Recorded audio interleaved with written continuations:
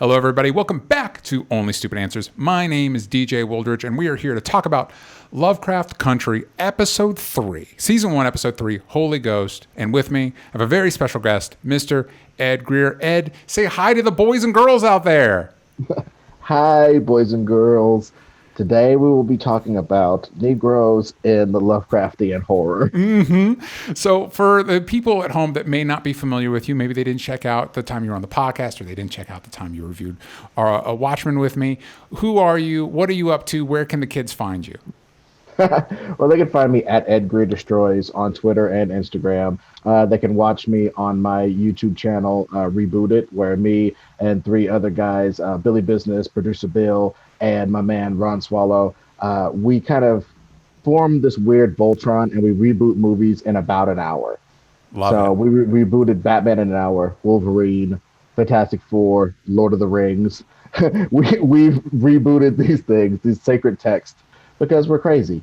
And we do it in about an hour, and people are really liking the concept. So we've expanded it to have a host of podcasts and different individual shows we're going to put on there. So that, yeah, Reboot It is going to be a name to know. Love it. And I am starting, I have my 150 episodes of a podcast called Nerd Goat. Yeah. That I'm not doing anymore because we just kind of had to move on from that network. But as long as they're paying the RSS bills, it's up.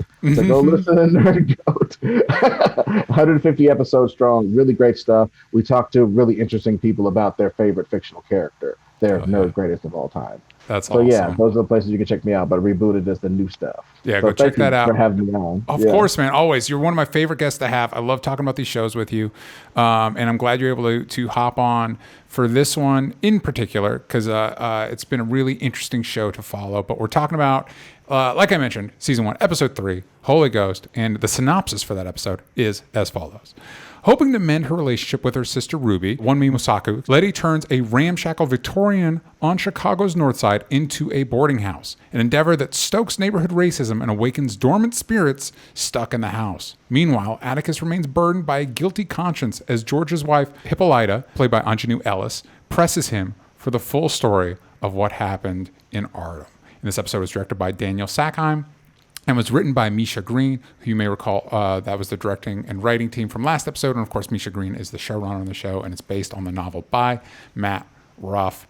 So before we get into the nitty gritty, we're going to go through the episode beat by beat, talk about our thoughts. Since this is your first time talking about this show with me, what are your thoughts on the show so far? We're 3 episodes in. What are you thinking? We talked a little bit about it off air, but these are movies. Yeah.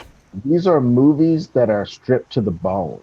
You know what I'm saying? I don't think that they don't seem like big fat television episodes. They seem like movies that are stripped to the bone. Mm-hmm. And I think that's a really interesting thing about this. They're even structured like movies. Yeah. You know?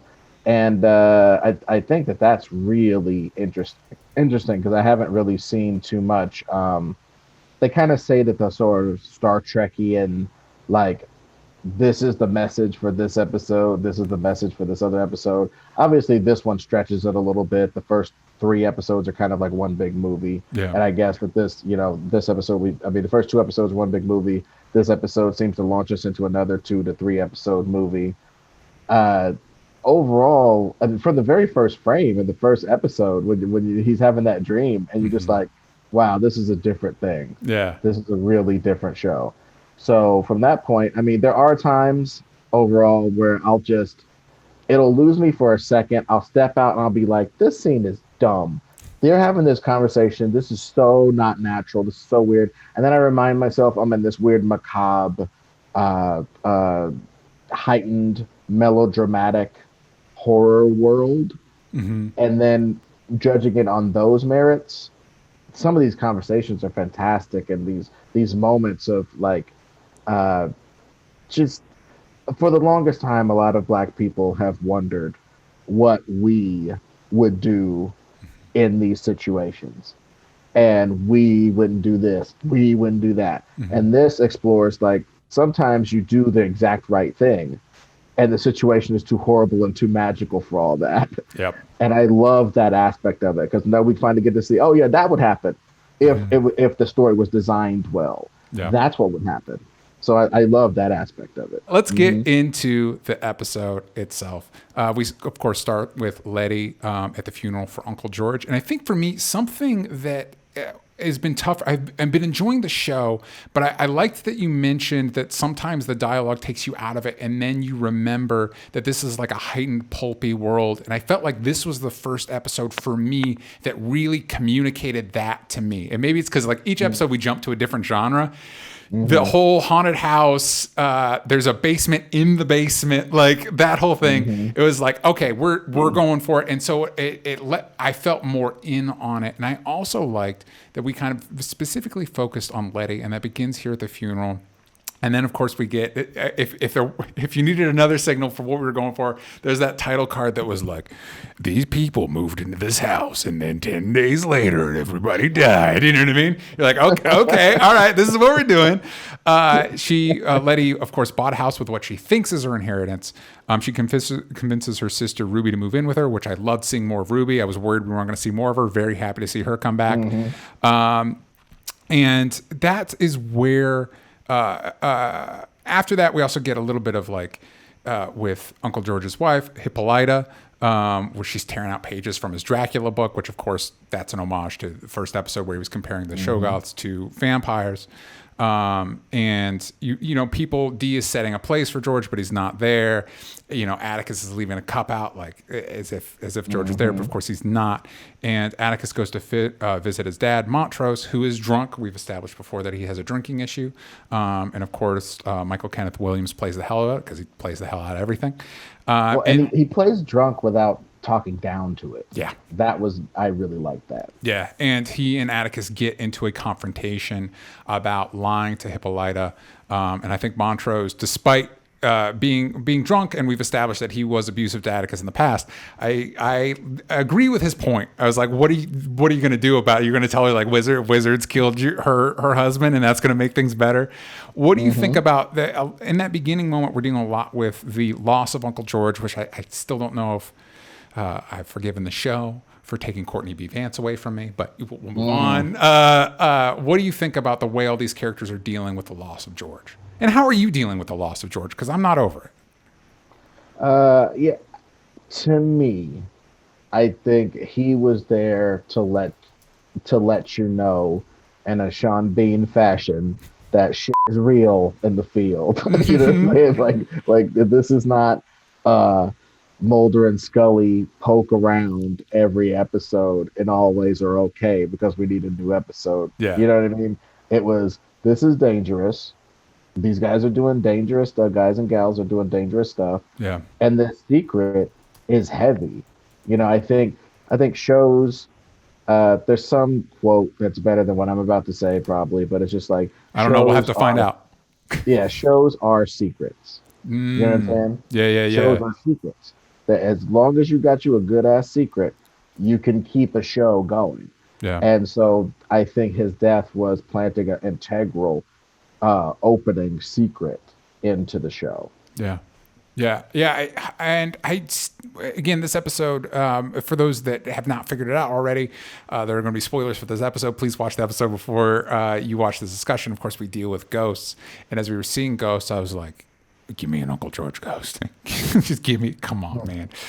Anyway, everybody's dealing with it in their own way. And of course, as we go through the week, we find out specifically that it has been 3 weeks since George's funeral. I'm glad that we've because people are kind of going back to their day-to-day lives. And so I'm glad some time passed for them to heal, whatever that looks like for them. People are starting to move into Letty's house. We don't spend a lot of time with the people moving in, but they look like a fun bunch. Man, that dance lady was yeah. I agree. Atticus stops by and he's doing the classic, like, I told my boss in Florida. And the second he said Florida, I'm like, don't go back to Florida, dude. Come on, man. I grew up in Florida. You don't want to go back to Florida. I don't want to go back to Florida. Nobody wants to go back to Florida. But dude, he's a black dude in a horror show. He goes to Florida, it's horror. He goes outside, it's horror. He stays inside, it's horror. Yeah, it's true. He's got no luck. Maybe things are actually better for him in Florida because he wasn't being chased by giant monsters. Maybe we don't know. And of course, they need an excuse to keep Atticus staying around. So that's when the racist neighbors show up, putting bricks on their car horns and just generally being assholes is what they're being. And we also start getting the supernatural hoarder to accompany the real life hoarder they're dealing with the woman whose things are going on with her jaw, and she's yanking the blanket off of Letty. Classic ghost stuff. That was honestly one of the most effective versions of that shit I've ever seen in my whole life. Yeah. Because first of all, it's just plain sight. You see this lady's head as you come over the body. She's like not ethereal in any way. She just seems to actually be there, but a little weird looking. Yep. And it's in broad ass daylight. Yep. So that's probably just a person. Oh, they kind of look kind of messed up. How can it? Oh my God! Yep. Wait, but they're not there. Ah, there's it's so much that the roller coaster of that scene. I don't know if it got that good again. Yeah. But I liked that scene. Agreed. I liked it as well. And I'm blanking. The heater in her room starts freaking out, so she goes downstairs to the boiler. It is broken, possibly sabotaged. And then she finds the basement in the basement. And I gotta say, well, the door opens, classic Evil Dead stuff. Like the door starts, going up and down. And obviously, not a lot of options in this neighborhood for this group of people to move into a house. But just for future reference to anybody out there, if your basement has a basement, maybe look for another house. I'm just throwing that out there. Bad stuff probably happened there. Really quick, minor spoilers. We discover that the basement has a basement. It does. Basement has a basement. Yeah, bad stuff happened there. If there's that many layers beneath the foundation, there's nothing good going on in there. And something Atticus said in that scene really struck with me, going back to our conversation about the Korean War and everything. He says excessive heat and noise, same tactics we used in Korea. And Letty seems kind of thrown off by that, but I thought that was really telling about his experience there, because obviously he's cagey about his time there. Anytime he goes back to there, it doesn't look great. And we have a question from Danny M. Do you all think we'll get an episode about Tick's time in Korea? Every time it comes up, I'm interested. Do you think we'll get more specifics in his time with Korea? And also, what are your thoughts on what we've learned about his service there? I think it's one of those things that, again, with a war that's been largely unexplored, yeah, I think he can do a lot of things. I think it was interesting and telling in the last episode that when he was fighting a ghost from there, it was like a lady, a lady soldier that he had to it probably went down much like that. Maybe not as Hollywood choreographed, but he had a knockdown, dragged out fight with a lady soldier and killed her in Korea. Yeah, I mean that's our hero, folks. No. And it's like, I'm not saying that in a denigrating way. It's like, she was on the battlefield, he was on the battlefield, you got to win. But something like that has to whoever you kill, that has to weigh on you, especially if it's close quarters and weird like that. And I think that there's stuff like that in his time, and I think they could pull a Lost and maybe kind of show us some of that. I think it's in the J.J. Abrams blood of the show to maybe show a little bit more of that. But I think it's interesting that in the beginning, we kind of see a little bit of that. It opened up on him being there and having a big adventure, but then it turned all weird. Yeah. And I think that's I think him maybe discovering his bloodline powers or whatever they're hinting at. Not even hinting at. I mean, the last episode, he literally opened the door to the Garden of Eden and blew up a castle. Yeah. So it's like, it's known he's a special guy with a special bloodline. So which is the only time in life I've ever liked that concept, by the way. Just to let you know, this is the first time I've liked that concept, because it makes sense. It's it's more of a burden than you get to be a Jedi because you have midichlorians. It's oh no, your mom, your grandma, whatever, was a slave and got all, sexually assaulted basically, but has this thing. So it almost harkens back to the Watchmen thing, right? Yeah. harkens back to that, like the DNA inside of a more of a peasant vessel, quote unquote, becoming this huge new legacy. Yeah. That's super fresh to me on some level, and I'm glad HBO's cornered the market on that. Absolutely.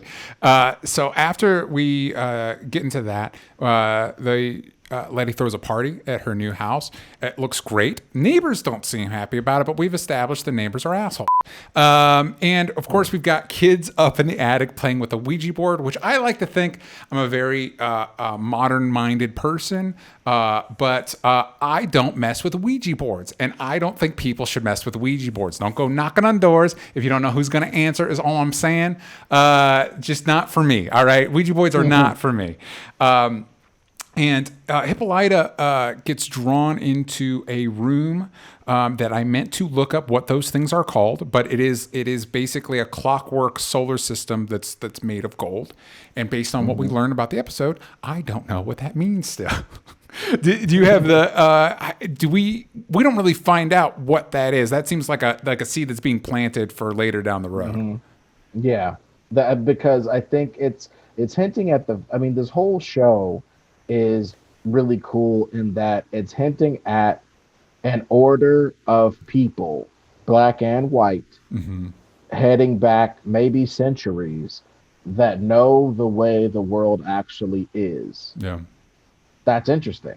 And her being a part of that lineage, but she wasn't ever quite let in. I think that's a big seed that they planted of like, I want to go with you on the stuff, blah, blah.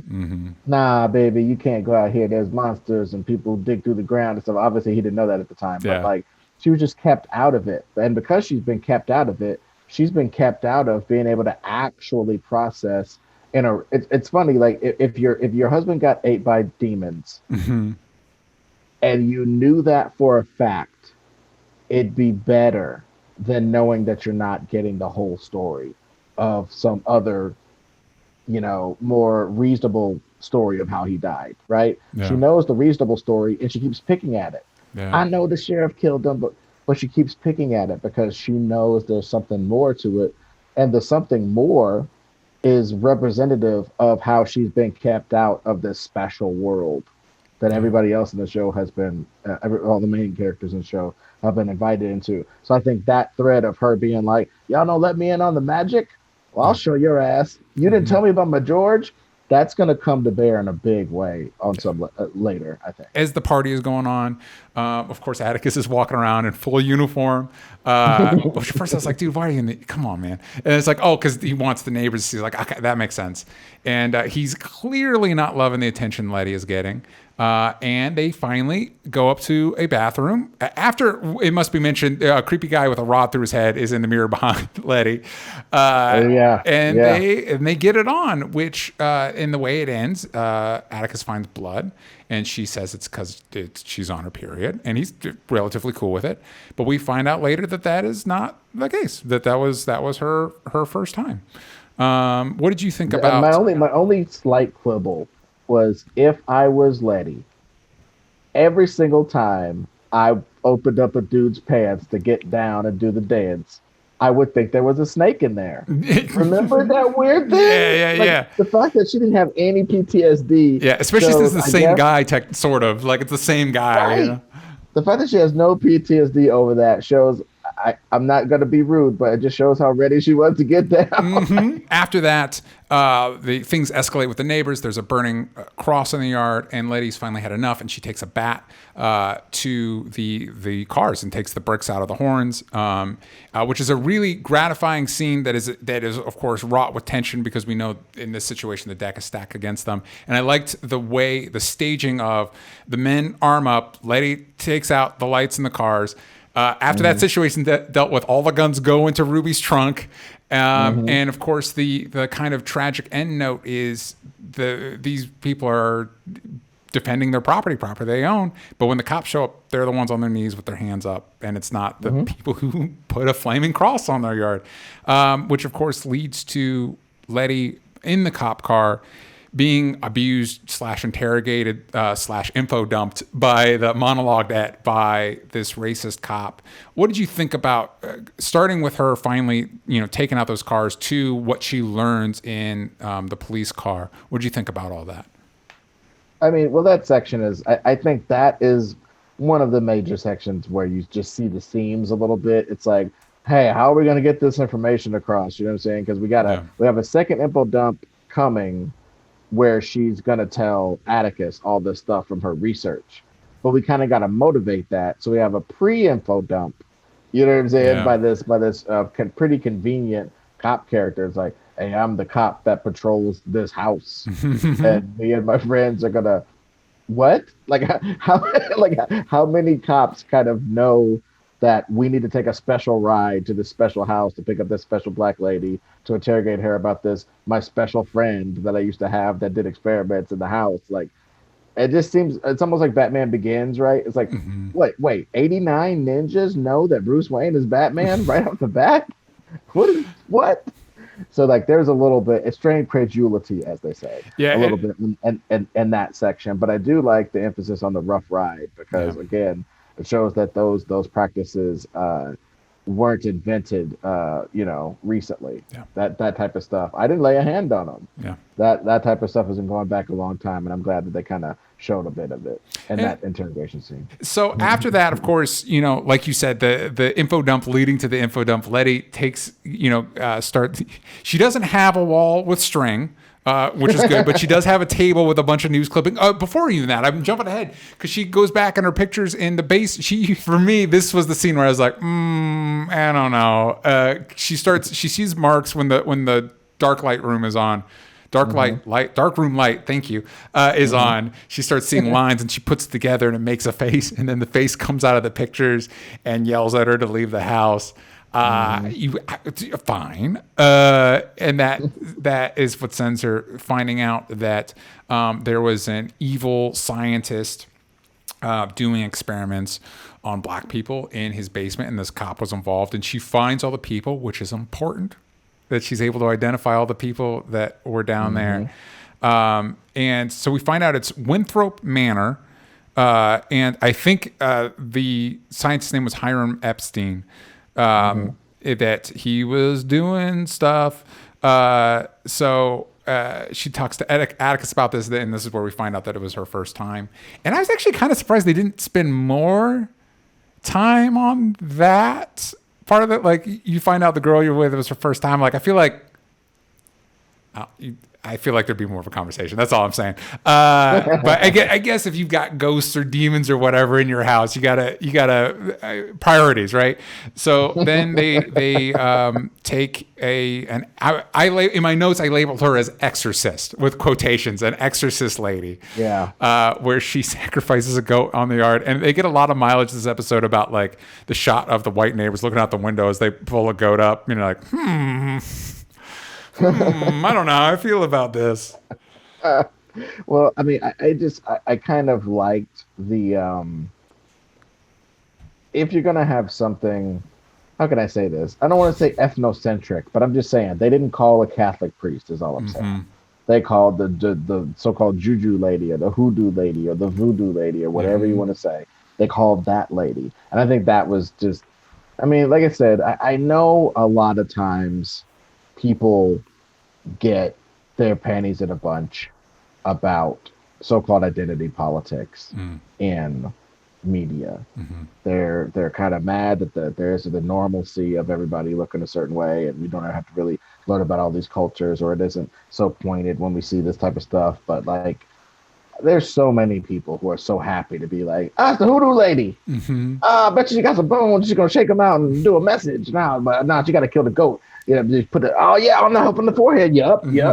There's so many people who are feeling that right now, and it's just like to know that so many other people feel that basic. I get that. I identify with that all the time across everything. Just the joy that people are getting from something like this, to see these type of characters in this milieu. It's just really great. Teardrops down. It's just really great. Oh, and it's interesting too because I watch a lot of genre shows for what we do here and just in general stuff I enjoy, and lately there has been a tendency where they call in the person to deal with the demon or whatever, and it could be a religious person, it could even be, I saw a movie where it was a psychologist, and they're almost always the one person of color in the movie, and they almost always die. And it blows my mind. It's one thing when you're watching a movie in the 80s and that happens because it's like it's not okay, but it's the 80s and then whatever. It blows my mind when you see a movie made in like 2019 and the one black person dies. You're like, but now, we know, we've been educated on this, that you can't keep doing this. So when she showed up, I was like, well, if they kill her, at least she's not it. At least all of our main characters are also black. Like, she's not the one that's going to get it. And there was a moment, they flirted with it for a second. There was a moment where it looked like she was going to get it. Thankfully, she made it out, right? I don't. It's weird. As you were talking, I was like, did they conclusively? Like, I didn't really see. I don't recall the scene of being like, "Hey, lady, thanks for killing the goat and helping us out with the situation. See you later." Oh, I threw a little extra tip in there in the back there. Bye. I didn't really see that scene. They were kind of moving. I would love to see that scene where like the payment of the person after they've exorcised the demon. I think that'd be really cool. You pay somebody half before exorcism and then half after exorcism. Yeah. And then there's a clause like if they kill me, you got to pay it to my loved ones. You still got to pay that half. We're counting on it. It's in like a trust or something.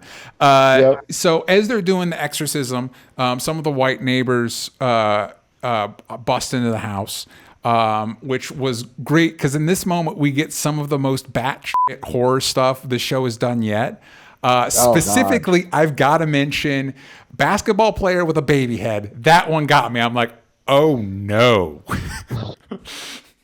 Well, they were saying unholy experiments, and I really thought that maybe they were just gonna like just sort of say that, and not really pay it off. But boy, that's an unholy experiment. The whole elevator cutting off the head thing, we saw the elevator set up earlier. It was great to get it paid off. And I think what elevated that, no pun intended, was the fact that like the amount of time we spent on his severed neck with blood just like shooting out. And I'm like, whoever your prop department was, they got a kick out of this one. Yeah, no, it was just so alive. It gave you that, oh yeah, this guy was alive and a racist asshole a second ago. Now he's not, because he's not alive. Like those other qualifiers went away, and he's just, this is his body. Yep, this is the remains. And it was really stark.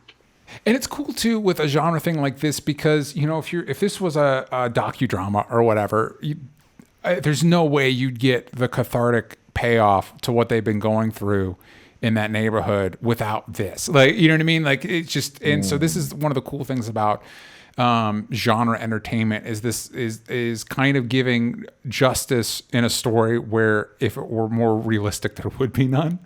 And so it's just really cathartic to see Wild Exorcist. And so going back to the Exorcist Lady, she gets possessed by what we find out is the mad scientist who owned the house. He does the throwing around the room.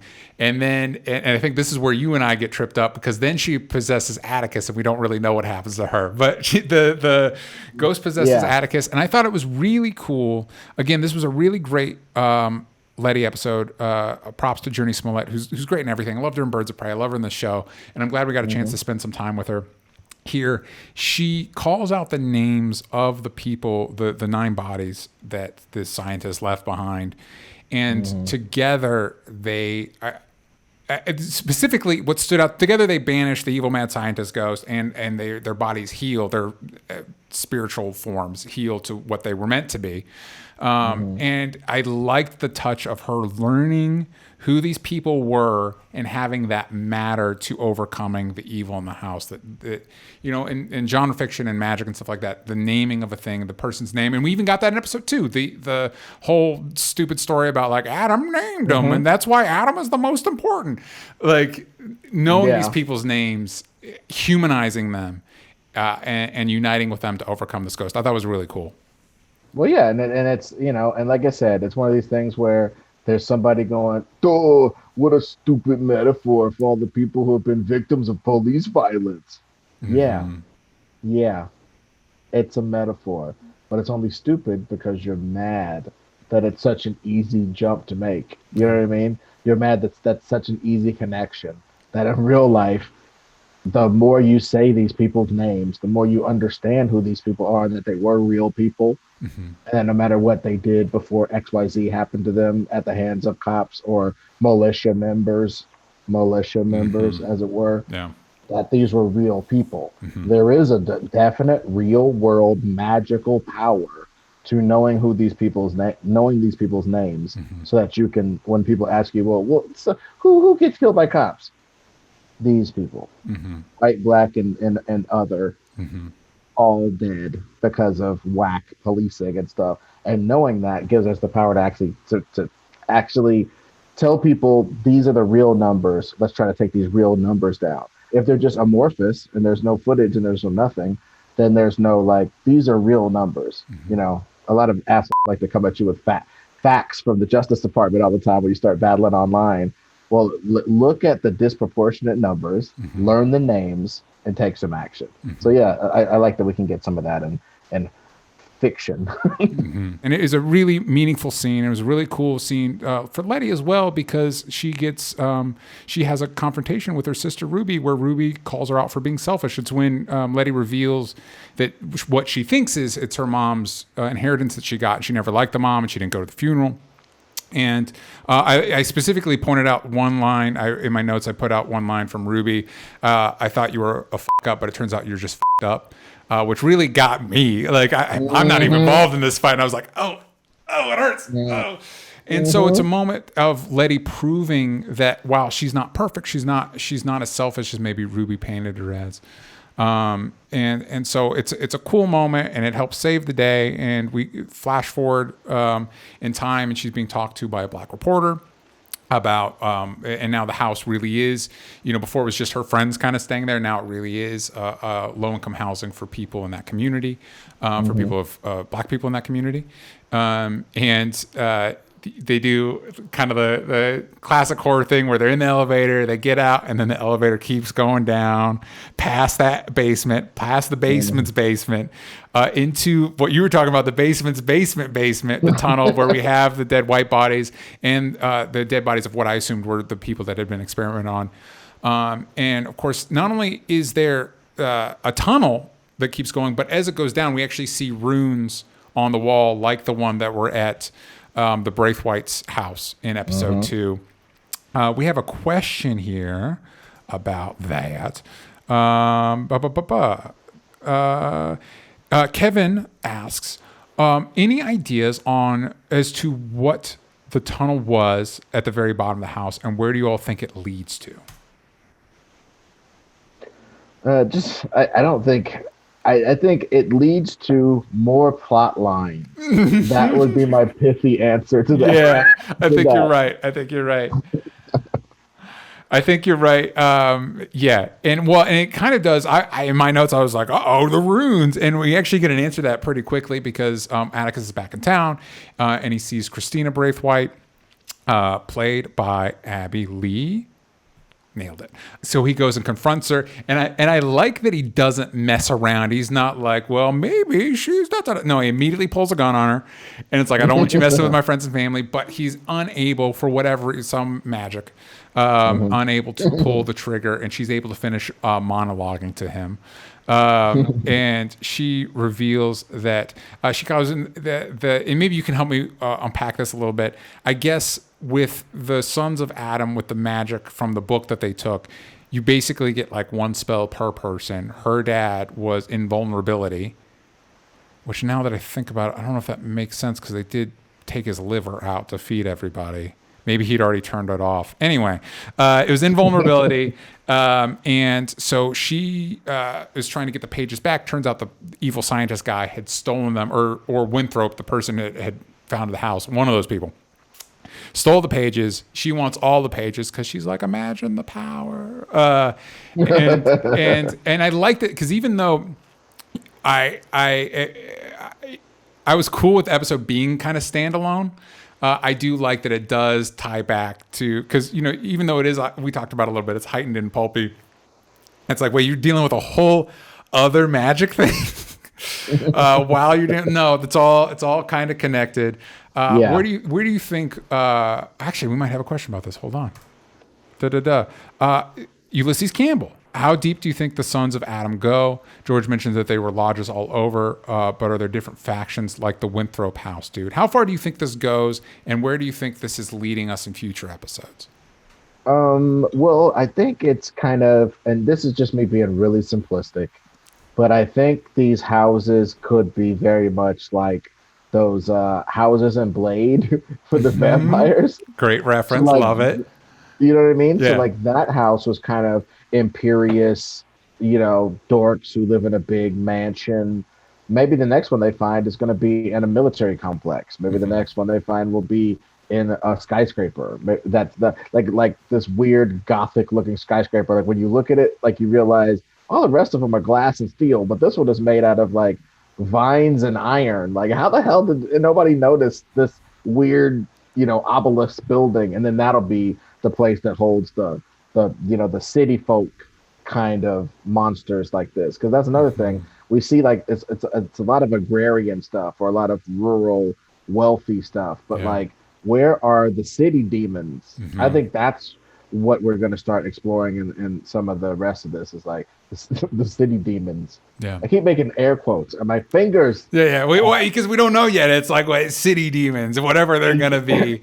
Exactly. Yeah. And that's the episode. Do we have any, before we wrap it all up, do we have any final thoughts? Just for me, I love the fact that I was getting a little itchy, you know. You got ghosts, bitch. Are you serious? You just escaped the demon dog house and you got ghosts now, bitch? Like, what? I was so affronted on some level, but to understand that it's all of a part of a plan to keep these particular black people in this magical situation so that this Christina could keep a tabs on Atticus for his essence, the magical powers that's inside his bloodline. Yeah. That makes so much sense. And the fact that we're going to have more and more of this sort of stuff throughout. But like I said, when I thought it was going to be the X-Files, I got a little disappointed. Not that the X-Files isn't a great show, but to see these guys go through episodic, I literally had the thought in it, is this shit going to turn into Scooby-Doo? Like, yeah, you know, but I'm glad that they didn't do that. I'm glad that it's all connected, and that absolves a lot. And before we wrap up, I meant to do this at the top of the episode, but we're so excited to talk about Lovecraft Country. I did want to take a moment to talk about the passing of Chadwick Boseman. This feels like as good a place as any to bring that up. And it's, of course, tragic for so many reasons, you know, his youth, and also it being cancer, and the fact that the idea of lost potential, of the idea of what us as audience members could have gotten, but also his family and his loved ones spending more time with him. I don't think people can really I'm not going to say that black people feel this more than any other people. I'm not going to say that. But I just think what it meant to have $200 million and a bunch of corporate support behind something that black, and to be the guy headlining it is very much like being Jackie Robinson. And I'm not going to make some joke about him playing Jackie Robinson, but like that's kind of what I'm saying. Like he played Jackie Robinson, but he was Jackie Robinson. He was the first dude in a movie of that magnitude. They didn't build $300 million movies around Wesley Snipes. Yeah. You know what I'm saying? Yeah. So we got to give it up for that. And I just think it's one of these things where when you look at the overall impact of that character, I mean, when I go to Comic Cons, I don't just see black kids as Black Panther. I honestly, I don't see that many black kids that are Black Panther. I see a lot of everybody else being Black Panther, and it's kind of beautiful because they're like, I am Black Panther. It's beyond any racial stuff, even as tied to race as Wakanda and the concept of an unconquered African civilization is. there are all sorts of people that see themselves in that concept, the way that myself and some of my friends had to see themselves in Asgard or damn Lord of the Rings land or something. You know what I mean? You gotta find you got what you gonna look at to look like you, a damn tree, you know? Yeah, you got to And dig you're up deep. there trying to, Got to dig deep. you know, and you're up there, identifying with that stuff. So to have something black, quote unquote, I keep using these damn quote fingers. I'm like a velociraptor over here. Uh, you know, to go to something black, because like you can't call something black that's supported by Disney. It's not just a black movie, so I'm not gonna say that. But a black theme movie with black themes, Yeah. stuff like that, and to have it be, he's headlining that. He's showing everybody that everybody can identify with that. You don't Yeah. have to. You don't have to have a white guy in there. You had one, Yeah. and he was the black guy in a lot of adventure movies. Yeah. Just sort of put to the side, type the computer keys. Marvel at how good we have it. Yeah. A A lot of Marvel movies. A lot of previous Marvel before lot that of- one. Yeah. You know what I mean? So it's just like you can watch a whole movie with this many black people, and people will actually be as colorblind as they pretend to be. Yeah. If you make it good, and you put a good product up there, people can look at it as something that even they, from whatever culture they are, identify with. That's so huge, because I remember when I was a kid meaning like in my early 20s, trying to pitch movies and stuff. Yeah. That black characters don't sell overseas. Why are you writing this action screenplay with a black lead? In my lifetime, in my youthful lifetime, thank you very much, I've seen that change a bit. Yeah. So that we cannot ever gloss over how important the people who embody these roles are. Yeah. And Chadwick Boseman wasn't just an actor; he had to be an ambassador, given the amount of stuff he was entrusted to steward on a certain level. Yeah. So that's why it hit everybody so hard. It isn't a guy with 8 movies or 10 movies and a cool hand signature thing that we're mourning. It isn't that. Yeah. It's so much more than that. I want to thank everybody that watched live with us. If you want to watch this show live, you can do that at patreon.com/onlystupidanswers. And of course, I want to thank the amazing Ed Greer for joining us this week. Ed, for people that tuned in late or, whatever, remind them where they can find you and what you're up to. Yeah. At Ed Greer Destroys on Twitter. Also, I'm going to be on Reys Top 5. Yeah. There's a TV show, Reys Top 5, hosted by Vanessa Gritton. And I'm on 4 episodes of that. The premiere was last Wednesday. Oh. I think I'm coming up in like 2 weeks or something. I don't know. Stay tuned. Watch that show. It's fun. Sort of quarantine programming. We're all taping it from home and stuff, and we're just straight to camera, hanging out and having fun. And a way to just kind of distract from all this crap. So it's a fun time. Reys Top 5, and also my stuff that I own and I get money from. Please patronize that just as much as anything else. Please. Reboot It. Yeah, Reboot It is my YouTube channel, and my podcast, our Nerd Goat podcast. I've stopped new production on new episodes, but 150 of them are out there for your perusal. Listen to them while they're hot. And but just go to Reboot It YouTube channel and check out me rebooting movies in about an hour with my friends. Love it. Was there ever one that went over an hour? Was there one that like you guys just couldn't get it under the wire? Well, I mean, I gotta say, some of them. I mean, Star Wars and Lord of the Rings took obviously more than an hour. Yeah. That tracks. Most of them take about an hour 10, because we do a little stuff besides the rebooting stuff. We do little bits and stuff. Cool. But so it's hour 10, hour 20, sometimes an hour 30 if we're tackling something big. G.I. Joe kicked our ass. Trying to do the modern G.I. Joe, that kicked our ass. It's tough. It's a tough one, because it's like, we watched it as kids with little pew pew laser guns and all that stuff. It's like, yeah, but you're talking about war in the military, and it's tough. It's a tough one. Right. It's tricky. I gotta say, we did great renditions of the Power Rangers movie. Nice. And Honey, I Shrunk the Kids. We rebooted both of those, and Love I think we did a damn good job, and we did a good job on Star Wars. So yeah. There's a bunch more where that came from. We did Back to the Future. How about that? There you go. So we're crazy. Jump in there with Honey, I Shrunk the Kids. Jump in there with Power Rangers. Just pick one. Go check it out. Go give it some love. Reboot it. Ed Greer Destroys online. You can follow me at DJ Talks Trash. You can follow this show at Only Stupid Answers. You're going to want to yank the vowels out of stupid on Twitter. Again, please, you can watch these shows live on Patreon, and it's what helps keep the lights on. So please go check that out. Thank you all for joining us. We'll be back here next week for more discussion on Lovecraft Country. Also, later in the week, I'm going to be coming at you with reviews for the first 3 episodes of The Boys. So stay tuned for that, and a review of Mulan. And we will see you all next week. Stay tuned for more.